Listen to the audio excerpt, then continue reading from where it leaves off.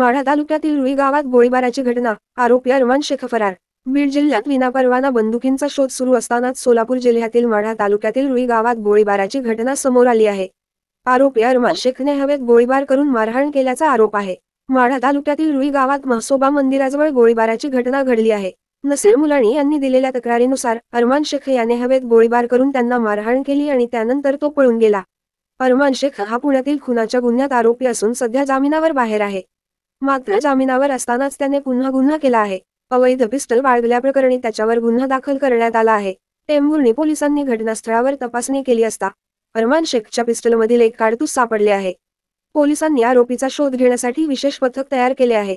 नसीर मुलानी आणि अरमान शेख हे दोघेही हॉटेल व्यावसायिक असून म्हसोबा मंदिर परिसरात त्यांची हॉटेल्स आहेत।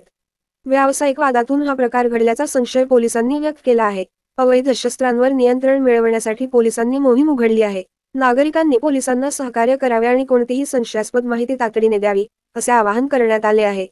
गोळीबार करून फरार झालेला अरमान शेख अद्याप पोलिसांच्या हाती लागलेला नाही। या घटनेने माढा तालुक्यात भीतीचं वातावरण पसरलं आहे। पुढील तपासासाठी पोलीस सर्वतोपरी प्रयत्न करत आहेत। बशीर मौला मुलानी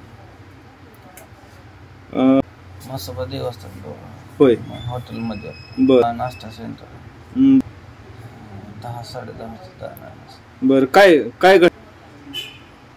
मी माल बनवत भेळ बनवत असताना पाठीमागणे येऊन माझ्यावर मारहाण केली। डोक्यात रोडा टाकलाय, काठीने बी मारले भरपूर, बंदूकने फायर केली खाली पायात 2 वेळा आणि हवेत एकदा।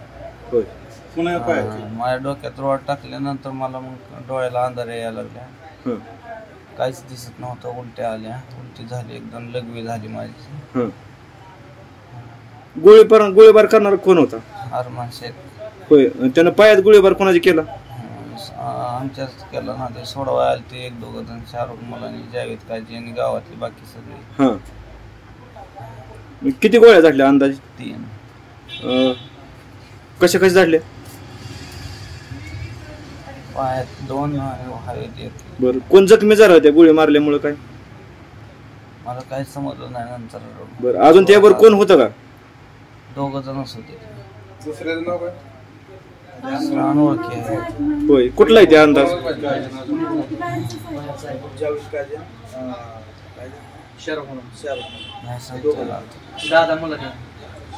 सांगता येणार नाही का?